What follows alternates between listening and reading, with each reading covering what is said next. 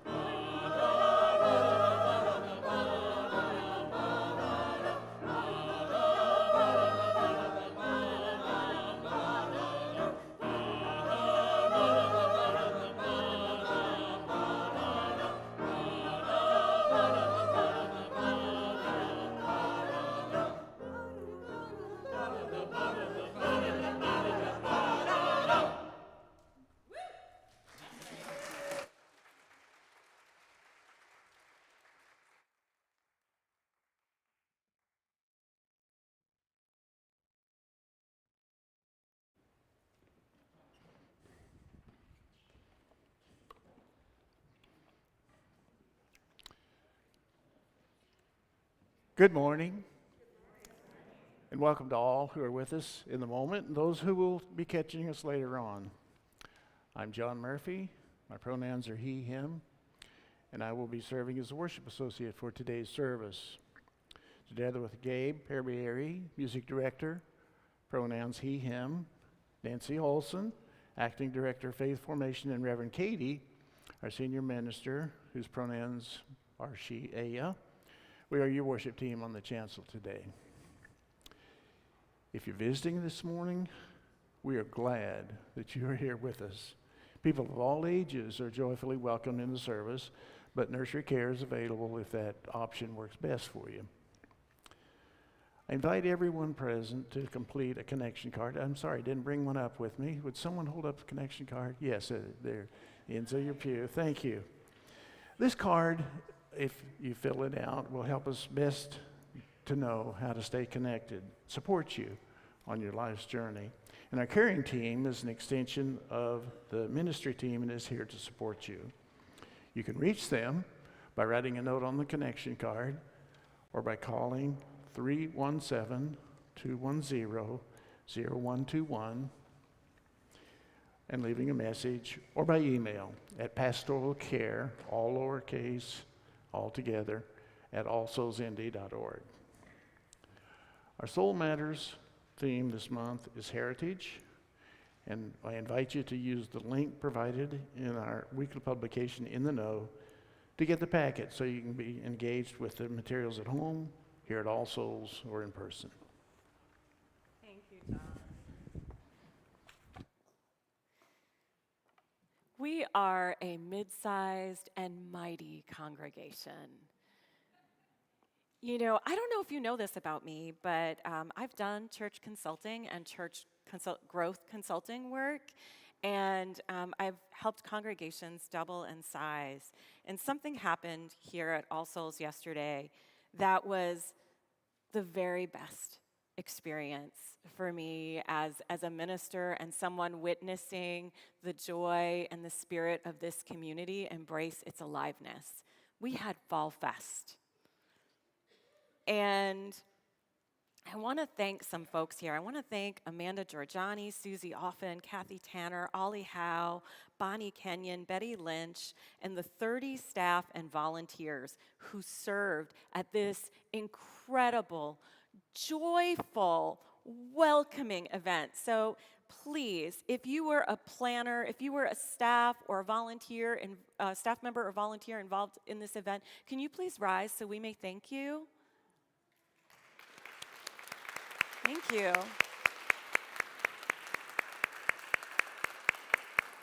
And if you wore a costume or did a craft or showed up or brought a friend or ate a hot dog, whether it was veggie or regular, can you please rise so we can recognize you?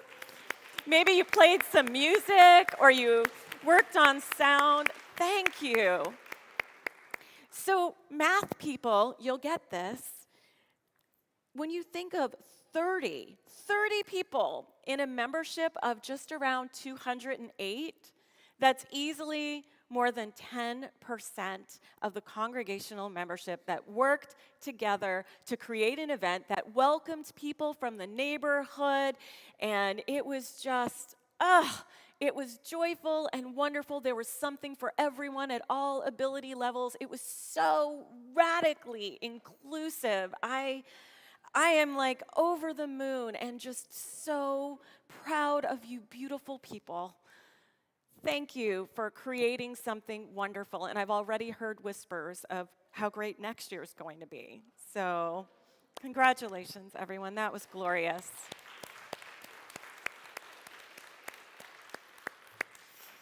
And in the spirit of deeper connecting, know that you're going to hear from the social justice team. The social justice team is doing one-on-one conversations with people right now to learn what you're passionate about. See, sometimes congregations make the mistake of having a social justice team that does its own thing in isolation, that's not connected to the passions of the rest of the congregation and what really matters for everyone. So they want to know what you care about. It doesn't mean that you're going to end up on a team where you have to die or find your replacement. It just means they want to know you. So when you meet with a social justice team member, just please say yes. Something really special is happening this week. We are having one Wednesday for All Souls. We have a 5:30 all are welcome meditative service, and then if you want to hang out, bring like a bagged lunch, a bagged dinner, or some snacks. Hang out at 6 o'clock. Choir starts at 6:30. In January, we'll be doing a pitch-in at 6 o'clock, and we'll have additional adult programming on the first Wednesday of every month, starting at 5:30. So hope you get to be there. This Wednesday, thank you, Barb and Ollie Howe, who will be running the meditation service. Next Sunday after service, we are going to have a follow-up town hall to the last town hall that we had. I hope you can make that. And I also want to thank Virginia Snell. See these gorgeous mums? So Virginia is organizing flowers, and if you check in the know, our regular e-news, if you're not getting it, fill out a connection card. We'll get you on In the Know. But Virginia is sending out a Sign Up Genius where you can sign up to have flowers in memory of someone. And Ellen Matthias, thank you for sponsoring flowers this Sunday. Ellen just jumped right on it to sponsor flowers. So we thank Ellen for these beautiful flowers for this important service. That was a lot of announcements. Let us center ourselves in this precioso time together and acknowledge the land itself and those who have sustained it throughout the generations. For we are upon the unceded land of the Miamia, Kaskaskia, Shawnee, and Kickapoo people who were pushed from their land and whose children have been stolen for generations. As we strive to be a community of justice, may we continue to find ways to make reparations.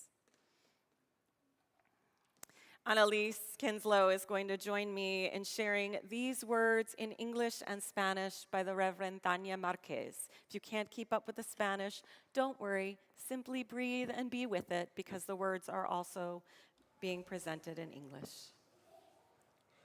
Call from the past, from the heights of the Andes and the jungle and the desert, from the depths of the sea, from a time that stretches beyond our memory. We are called. Our history stretched back to the first people, the first steps, the collision of worlds, to abrupt beginnings, all wanderers of this land. We have inherited the finished labor of our ancestors from those who came before us. We are called to continue the work. Llamado del pasado, de las alturas de los Andes, la selva y el desierto, de las profundidades del mar, de un tiempo que fue, de un tiempo que va más allá de nuestra memoria. Somos llamados. Nuestras historias llegan hasta los primos pueblos, los primeros pasos, el choque de mundos, a comienzos abruptos. Todos somos nómadas de esta tierra.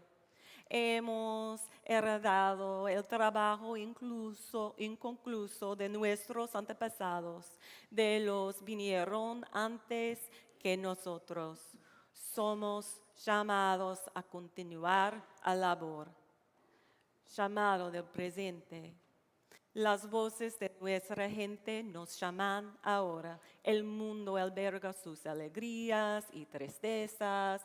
Escuchamos el clamor de nuestra gente exigiendo justicia. En ese llamado reconocemos las voces de quienes deambulan en el desierto, los cruzadores de fronteras, los navegantes, los buscadores de justicia, los soñadores y los esperanzados. Dejemos nuestra historia con la historia de nuestros antepasados aquí y ahora. Estamos en el centro de responder a ese llamado que llega de todos los rincones de esta tierra, del sur, del norte, de este y oeste. Estamos llamados a sostener la labor. A call from the present. The voices of our people call us now. The world harbors their joys and their sorrows. We hear the cries of our people, the demanding justice that calls. We recognize the voices of those who wander in the desert, the border crossers, the navigators, the justice seekers, the dreamers, and the hopeful. We weave our story to the story of our ancestors right here, right now. We are in the midst of responding to the call that comes from all of the corners of this land, from the south to the north, the east, and the west. We are called to sustain the work. A call from the future. The voices of those who will be call us, a reminder of those who we need to be. In the weaving of our story to the web of life, we remember that we must not cut the strings, for there are others coming after us, others with tender hearts and strong wills, with creative determination, those who will live in the house of tomorrow. Their vision escapes us, yet we are called to prepare the road, to leave behind possibilities and the foundations upon which they build a better tomorrow. We are called to create new opportunities. Llamado de futuro, las voces de lo que serán nos llaman. Un recordatorio de quienes debe ser. En el tejer de nuestra historia a la red de la vida debemos recordar, no recortar los hilos, pues habrá otros que vienen después. Otros con corazones generosos y fuertes voluntades, con determinación creativa, los que vivirán en la casa del mañana. Su visión se nos escapa, aún así somos llamados a preparar el camino, a dejar posibilidad como legado y cimientos sobre los cuales construirán un mejor mañana. Somos llamados a crear oportunidades.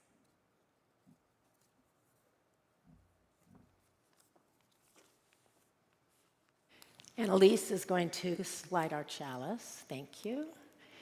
This is the time in our service where we take a moment and speak our covenant together. It's the time when we remind ourselves or reaffirm the promises that we make to ourselves and each other and our visitors. When the world, when we're buffeted by change and the conflict in the world around us, speaking this covenant together can be like a ballast, something solid for us to hold on to. So would you please rise in body and spirit as we speak these words from James Blake, words we have said since 1903. We will say them first in Spanish and then in English. Please join us. Amor es el espíritu de esta iglesia y el servicio es su ley, vivir juntos en la paz, buscar la verdad en el amor y adornos este es nuestro pacto. Love is the spirit of this church, and service is its law, to dwell together in peace, to seek the truth in love, and to help one another. This is our covenant.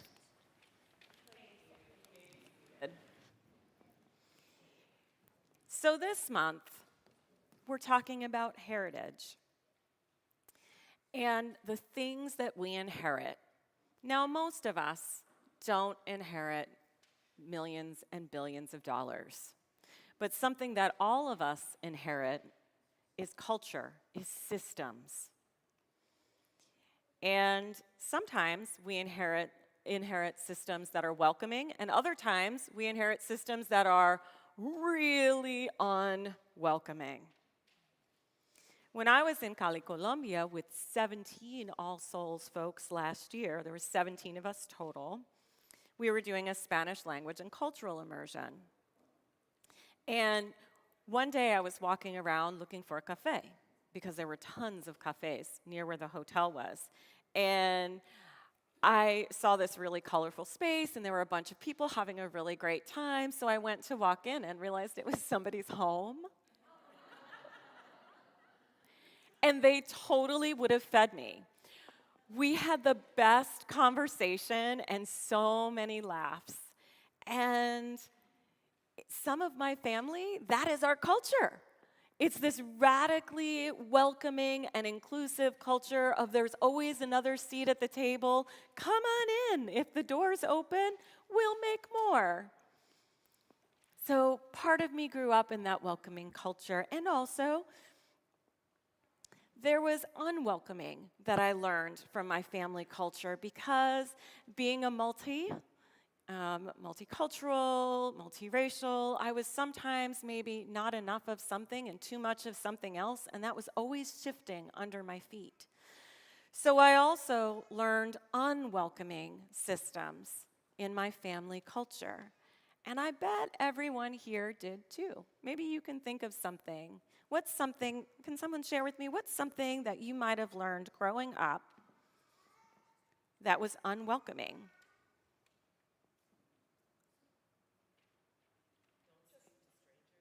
Don't speak to strangers, which is kind of like a good safety thing, but also, you know, sometimes unwelcoming too, depending on how we apply it later in life, for sure. Bullying is something that we can learn in family systems and schools, which I'm going to talk about next. Jane? Mira, thank you so much for saying that. Walking by someone on the street and like just not acknowledging that they're there. One of the things that I was so grateful for being in South America was that I could look at people and say, "Hi, buenos, buenos, buenos." You could greet everybody on the street and smile at them, and it was just this wonderful space of being seen and noticing others. Yes, oh, that's such a good one. That is such a good one. Thank you. And there's another important space that we learn on welcoming systems that we inherit, and that's school. Tell me about it, Nadia. So there's a girl in Nadia's class. She was not welcoming to you. I'm very sorry. So she was rude.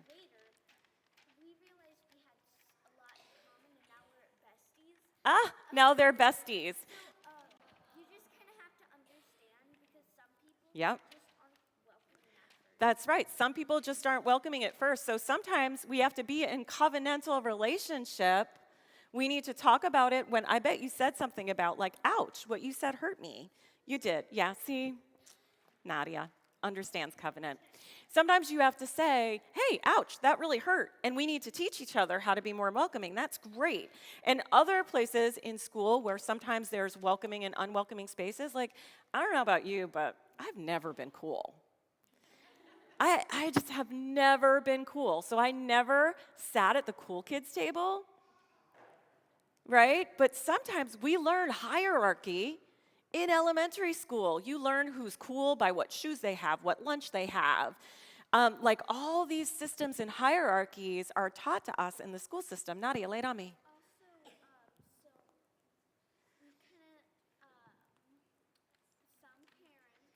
Some parents teach kids terrible things. Yes. Another friend of Nadia's from second grade. She was terrible to Nadia too. Oh, so she was anti-LGBTQ and she saw that you had a pride flag on your phone and said some hurtful things. I'm so sorry.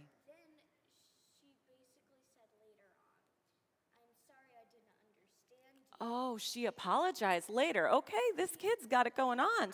They apologized later.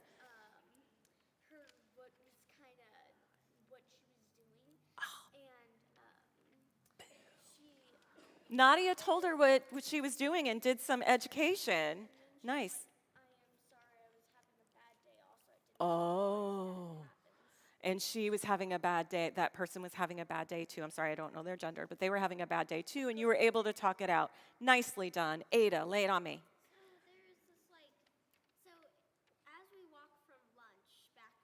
When you walk from lunch back through the 5th grade hallway, the hallways are hard.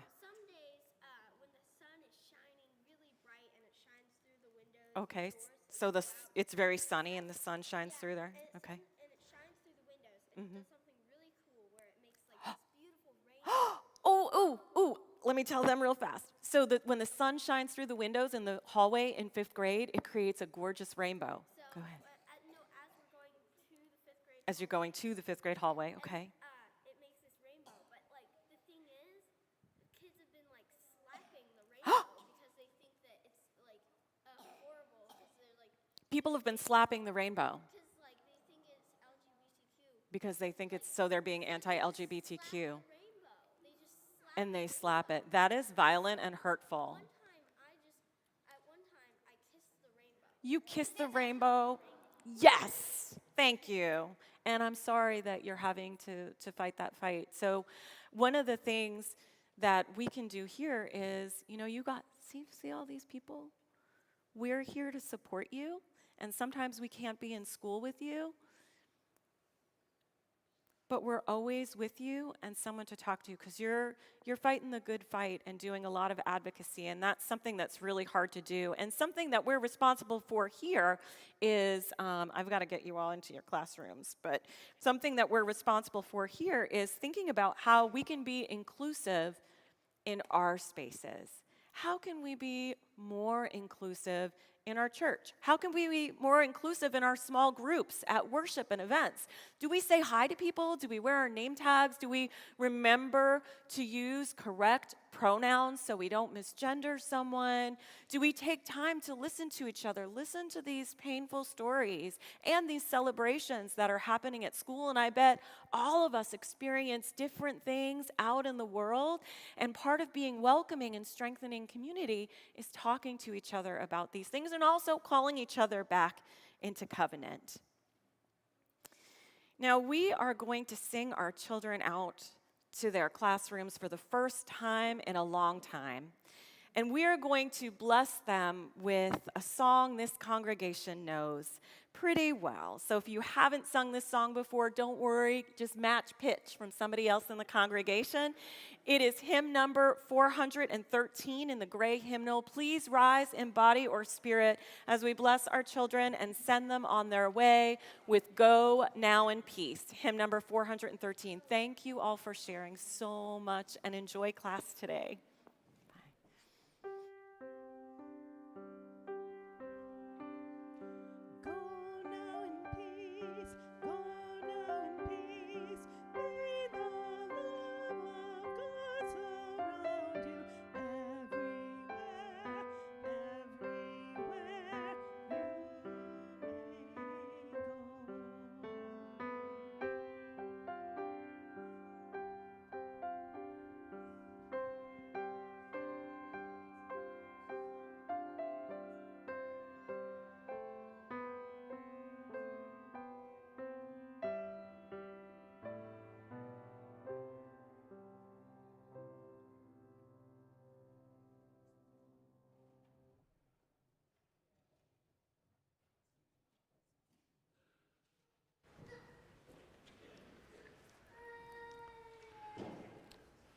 So my grandparent ancestors were a hardscrabble lot.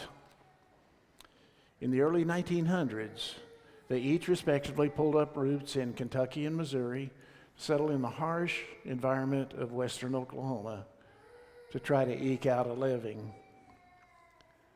Legend has it that my paternal grandparents, relocating there to homestead in Oklahoma, right after they got married, made that their honeymoon. My maternal grandparents were planning on moving to California after having been flooded out several times trying to farm in Missouri. My grandfather was on his way to California, and the train stopped in Tyrone, Oklahoma. And he got to talking with the Baptist minister there, and the minister convinced him that'd be a good place to settle. So he brought his family and all 10 children, to Tyrone, Oklahoma. In both cases, my grandparents and parents managed to eke out a subsistence in spite of the Great Depression and the Dust Bowl years. It's not surprising then that the virtues of hard work, self-reliance, perseverance were valued and passed down to their children and grandchildren.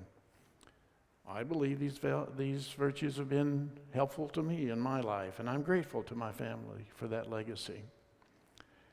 However, there is a darker side to this cultural standard, and that's the tendency to think that hard work and perseverance are mostly sufficient to get ahead. Those that are less fortunate are so because they just didn't apply themselves or work hard enough. There's a hint of superiority and entitlement in that worldview. So turn for a minute and think about the legacy here at All Souls.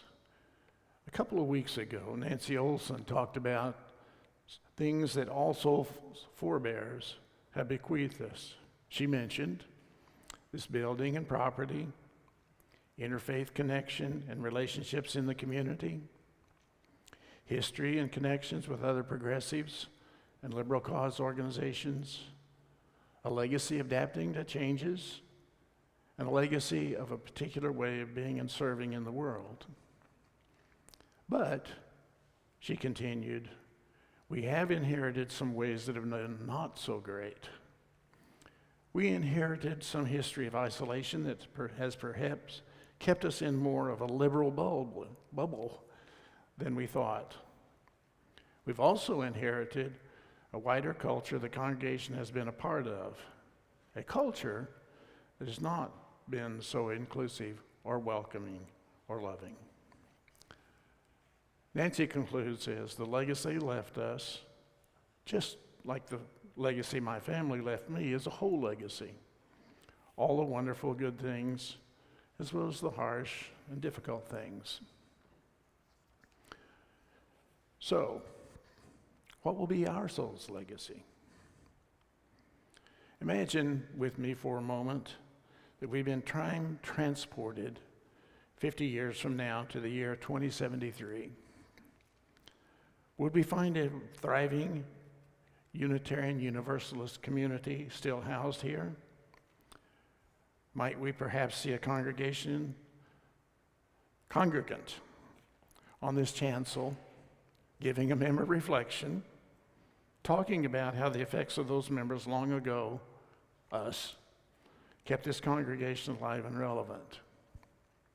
Will they say that the courage of the membership to embrace multiculturalism paid off? Will they point to the difficult task we undertook to acknowledge and address the effects of white-dominated culture? Back in our own time now, we can't predict how the story of All Souls will unfold, but I can't help believe that our willingness to adapt to the changing needs of an ailing world will be a significant factor in our survival.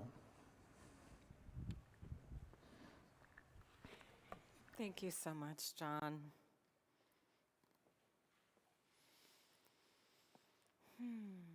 I invite you to take a breath. In Greek, the same word for breath is also the word for spirit. That word is pneuma. So as we rest in this moment, present to the pneuma, to our breath or to spirit moving in, as, through, and around us, let us make space for the joys and sorrows on our own hearts and fill this space with them, whether they're coming in from online in the present or in the future or here in the now in this sanctuary. And I invite us to add to this swirl of joys and sorrows Jane Cook and Cheryl Olson. Let's bring them into this space in our thoughts, in our prayers, share pneuma with them. They are not feeling well. Jane has COVID. And if you're able to simply share pneuma or a meal or a card or a call, it's appreciated.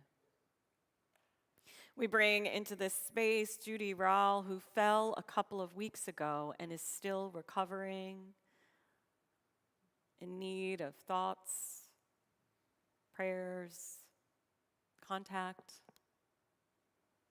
and Sandy and Jerry Dreesen. Jerry's being moved to rehab, but boy, could they really use a call, some cards, and some support from the congregation.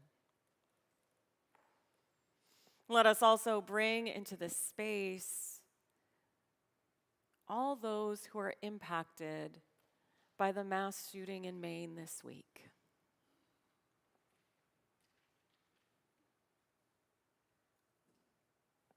And the shootings that happen every day on our streets and streets across this country. Let us also bring into this space the act of genocide which is happening in Palestine.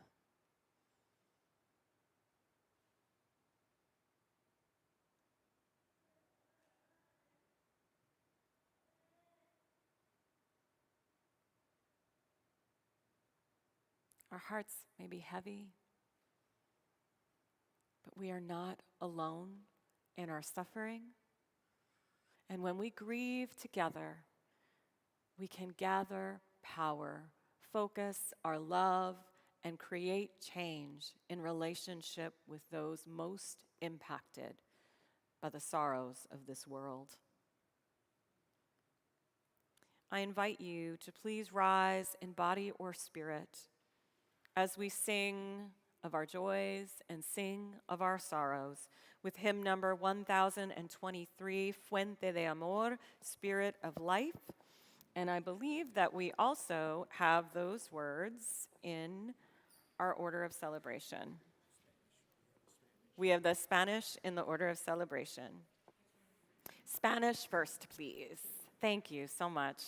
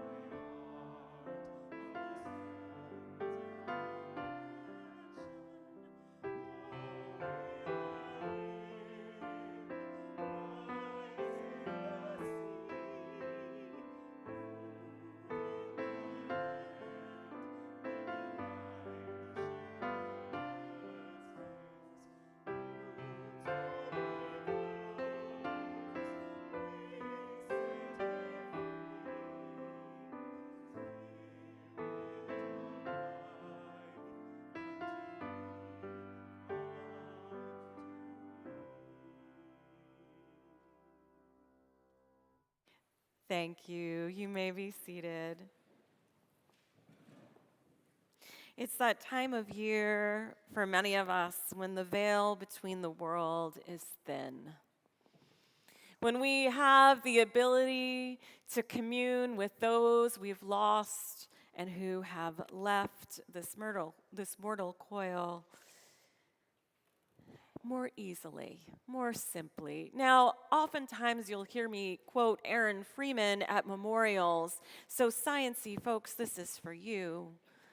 Aaron Freeman said, "I want a physicist to speak at my memorial service. I want that physicist to look my mother in the eye and say that science has proven beyond a shadow of a doubt that every single BTU is saved. It is never lost, and that I am still here. just a little less organized.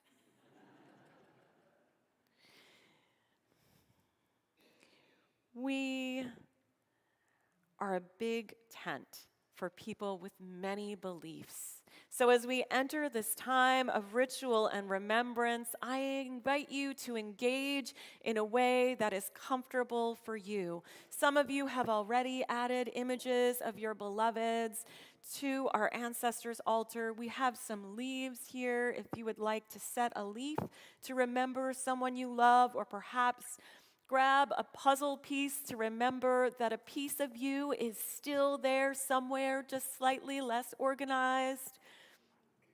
Or maybe you'd like to light a candle and say out loud to John or I, or in your heart, a message to someone that you are missing today. So I invite you to come forward or raise your hands if you'd like us to bring a leaf or a candle to you, and let us remember those we have lost, and let us also remember that they are always with us.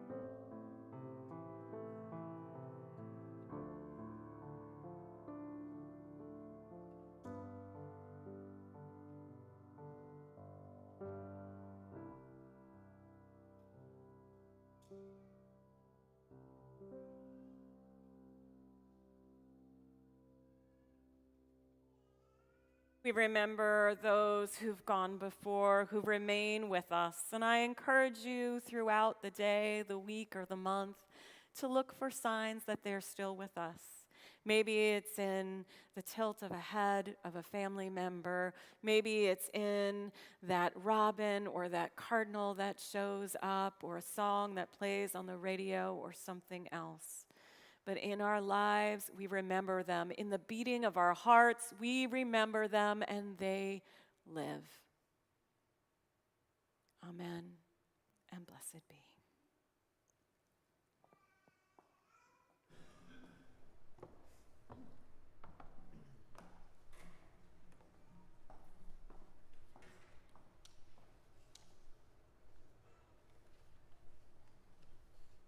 Good morning. Is this working? I just want to give you a little bit of a background on this piece that we're going to perform this morning. I've been a member of the choir for a long time, middle 80s, 86, I think, and that's 1986. And over the years, when you sing in a choir, you develop relationships with other members who sing along with you. And over these years, unfortunately, because I've lived long enough, a number of people that have been in the choir passed on, members of the choir. Particularly, I think, in the 90s, in that era, I had quite a few of the men's section pass. People like Bob Spray, Vern Tramontini, Ralph Pfeiffer, Joe Money. That's quite a long list of people. But anyway, when I started working on this piece, I was thinking about those voices and those people who I'd sung with over those years who were no longer with us. And I remember particularly one person, Meredith Granger, who was sang next to me for a number of years. And you kind of get used to that voice being right there with you, and you kind of try to blend with that voice. And with Meredith and I, we kind of had a rapport where we tried to work together and help each other and blend our voices and blend with the choir. So over the years, you kind of go through that process. So in the process of composing this, that all came into mind. And this piece is called Dear Friend, and it's about kind of like calling those members past who sang in the choir to come back and sing with us one more time.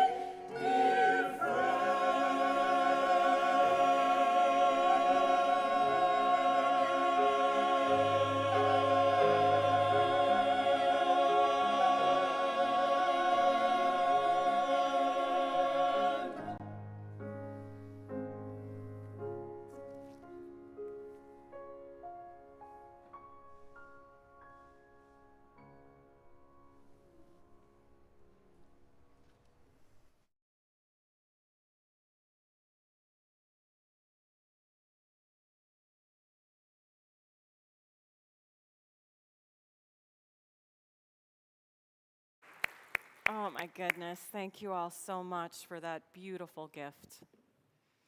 Honoring our ancestors is something that is in my bones, deeply ingrained in me, but something that's also in my family system, one part of my family system, is that we don't speak ill of the dead. Did anyone else inherit that? Yeah. The thing is, though, that the harm that we do, it still goes on, just like the good that we do still goes on. And when we talk about our ancestors in all of their complexity, it allows us to look at the systems we've inherited critically. And Unitarian Universalists, we may be pluralists in how we approach the ever after and notions of what is natural and supernatural, but we agree to be critical thinkers. So critically looking at systems that we inherit is important to us. Now, theologically, something most of us also agree on is that we may do bad things, but we cannot be inherently bad, right? So when you mess up, are you bad? No. And if a system sometimes does bad things, it doesn't mean that there isn't room for change or hope or for all of us in the system to take responsibility, which a mentor of mine always says, responsibility means we have an ability to respond. Ability to respond. And part of that is it starts with critical thinking. Now, sometimes we're not even aware of the systems we inherit. And I don't know if you've ever heard this story about the newlyweds who are getting ready for their first holiday dinner. And one of the spouses prepares a roast. So they're getting the roast together and they cut the ends off and they put it in the pan. And the other spouse is like, "What are you doing? Cutting the ends off the roast, all the juices are going to come out." And they're like, "No, the ends of the roast are bad. They're supposed to come off. My family's always done it this way." So the newlywed spat ensues.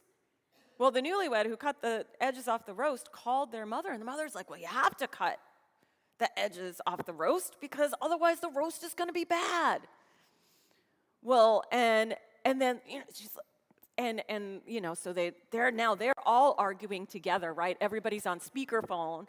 So then they bring in somebody else from the family who used to cook the roast, and finally we learn that a great-grandparent had a really small roast pan. So they used to cut the edges off the roast so the roast would fit in the pan. Now, why they didn't get a smaller roast, I don't know.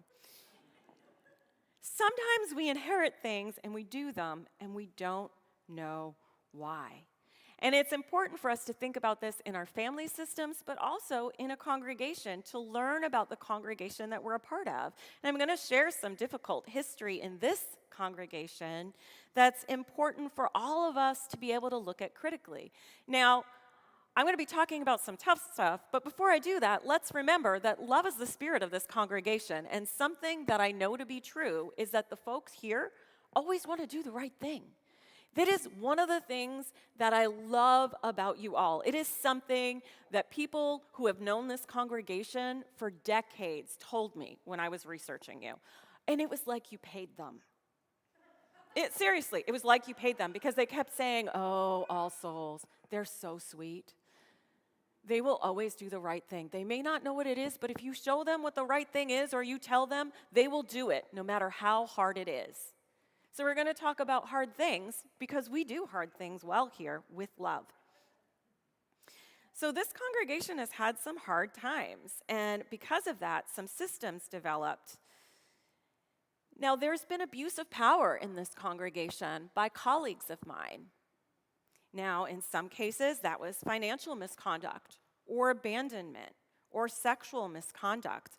As ministers, as religious leaders, any religious leader in this congregation, we are forbidden to have any sexual relationship with a congregant, just like psychologists and therapists and other folks. And when things like that happen, when inappropriate relationships, or sometimes even friendships where some people are favored and other people aren't, when those things develop, trust becomes broken in a congregation. And multiple power centers will develop in a congregation when that happens, because the work of the congregation and the healing needs to get done. So protectors will step up in the congregation, and they will start to get work done around the power centers.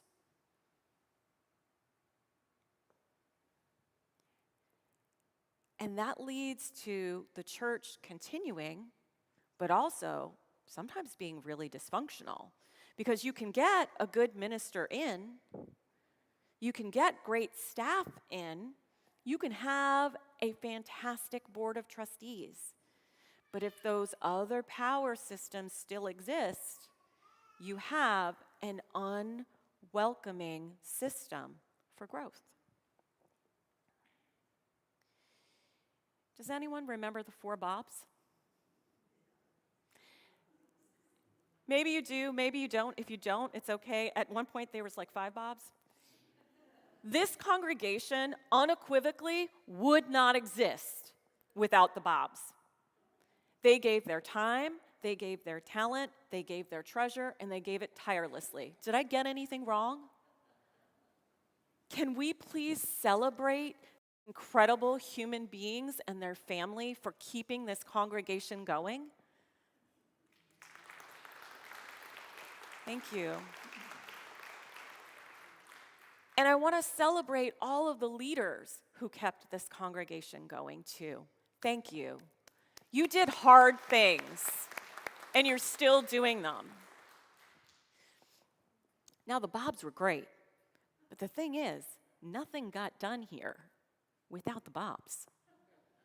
So if anything might have felt too risky, maybe it couldn't happen.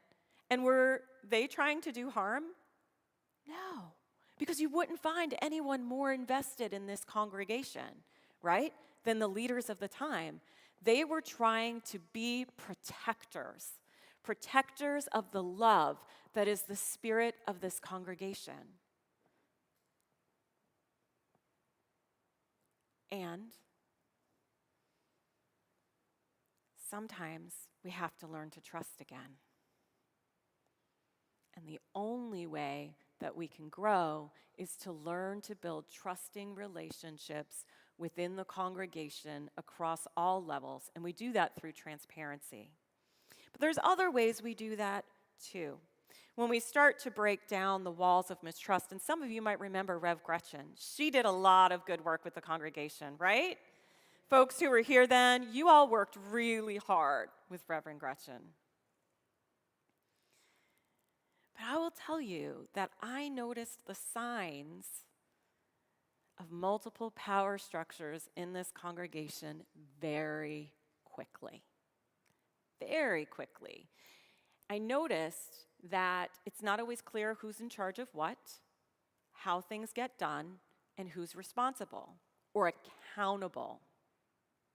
So these are things that we want to shift. And it's also interesting that sometimes folks don't come to me or leaders who are decision makers and can actually make change happen. Sometimes folks go to each other because that is how you protected the system in the past. So if you're having conversations with folks who are not empowered, elected, or hired decision makers, you're not meaning to cause harm, but you are. And you have an ability to respond. You have an ability to respond. There's a story, it was originally in the Talmud, but it was adapted by Shoshana Brombecker, and I want to share an abbreviated version of this with you. There was a gentleman in Eastern Europe, and he was like sort of a gossip. He liked to share news. But he wasn't actually empowered to share the news. It wasn't like he was a reporter. Well, he found out one time that a gentleman was having an affair from their spouse. And he told both of the women what was going on. Oh, yeah. Chaos ensued. And the whole congregation was taking sides. And he never went to the rabbi. One of the seventh generation of who he talked to went to the rabbi, and the rabbi's like, what's going on with people? I'm seeing faces like this, like, is it me? No. Finally, somebody tells the rabbi what's going on. So he brings the gentleman in, and he hands the man a pillow.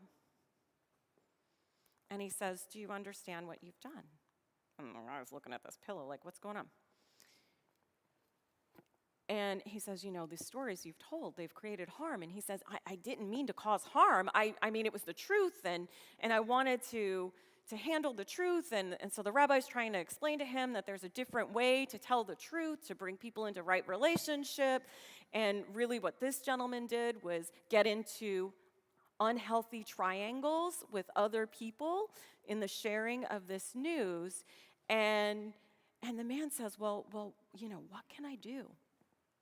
And the rabbi invites him to this pillow fight. So he's got this big feathered pillow. And what happens when you start having a pillow fight with a feathered pillow? That's right. The feathers go everywhere. So when the feathers are everywhere in the rabbi's office, the rabbi says, if you want to make it right, put the feathers back in the pillow. And the man says, I can't possibly put the feathers back in the pillow. And the rabbi says, yes. So when we are in our lives, whether it's in the congregation or in our family system or a vocational or avocational system, if we are not engaging with power structures and we're going around them to people who aren't decision makers, we are having pillow fights. And we can never put the feathers back in the pillow. So my invitation for those of us here today is to remember that we may have inherited systems that came up because we were doing our best to survive, but we don't have to be mindless in those systems. We have an ability to respond. We have an ability to be present to life, to let life itself call us on to create new systems, new ways of being that make us trust more, love each other more, and hold people accountable more. Because the thing is, in transparent systems, misconductors cannot survive. It took us 1 week last year when we found out, from the second we found out there was misconduct, it took us 1 week to do the heartbreaking work of dismissing a staff member. 1 week. And it was communicated transparently to the congregation. That is how we do it. We did it with love, we did it with kindness, we did it with accountability. And while I hope that that never happens again, I am here to make sure that it doesn't. And to help you all so that when I retire or if life calls me on somewhere else, you still know how to do the work for each other and for the future. I believe in each of you. I am grateful for the ancestors that have sustained this beautiful congregation and helped us all to inherit this spirit of love. And I know that it's calling us on to bring a new level of health into the future for all areas of our lives, within our own hearts, our own homes, our congregation, and beyond. May it be so. Amen, and blessed be.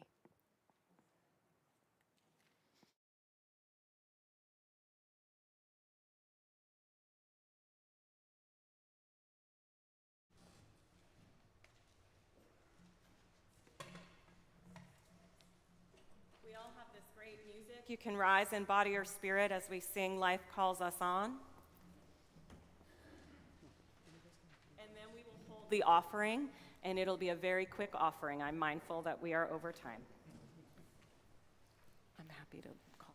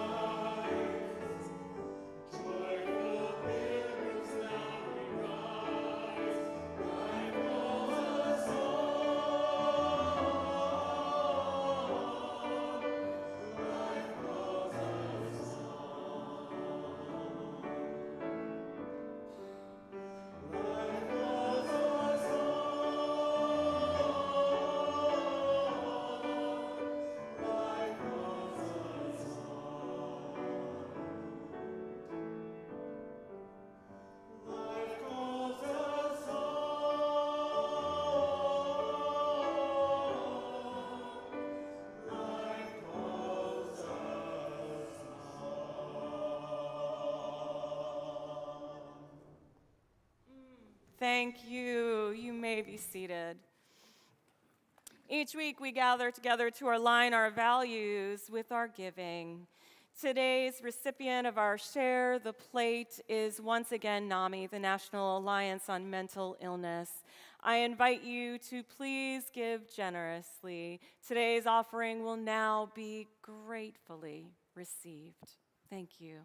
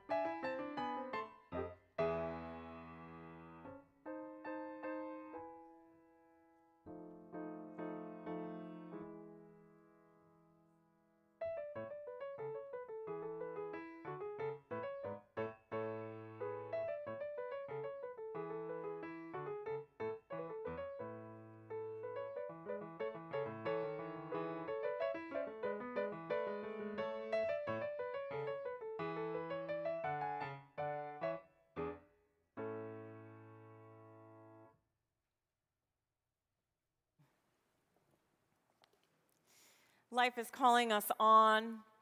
We are dreaming of what is yet to be. As we go forward from this space, I invite you, whether you're going to the north, the south, the east, or the west, to know that you are a light, shining the way forward for yourselves, in your own hearts, your families, and any community that you touch. So please go forward and be the light that you are, remembering that you always have the ability to respond and to shine brighter. As we end our service today, you are invited to join in and sing I Am Light by India Ari, and I hope to see some of you in the BD room as we shine a light on gender and pronouns. Amen, and blessed be.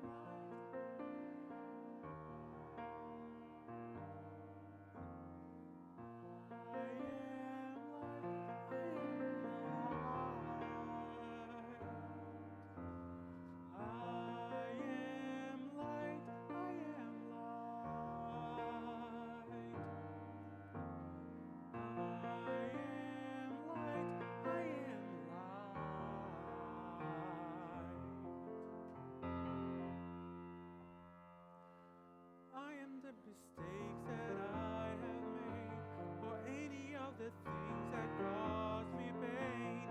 I am not the pieces of the dream I left behind. I am light.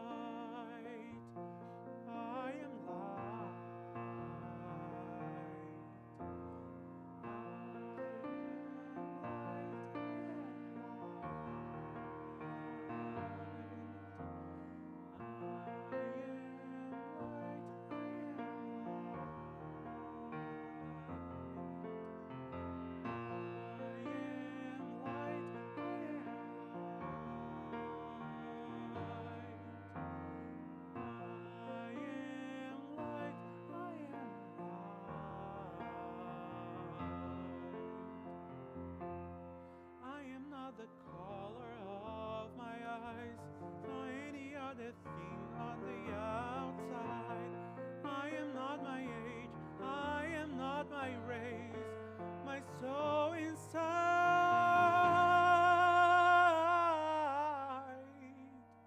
is all I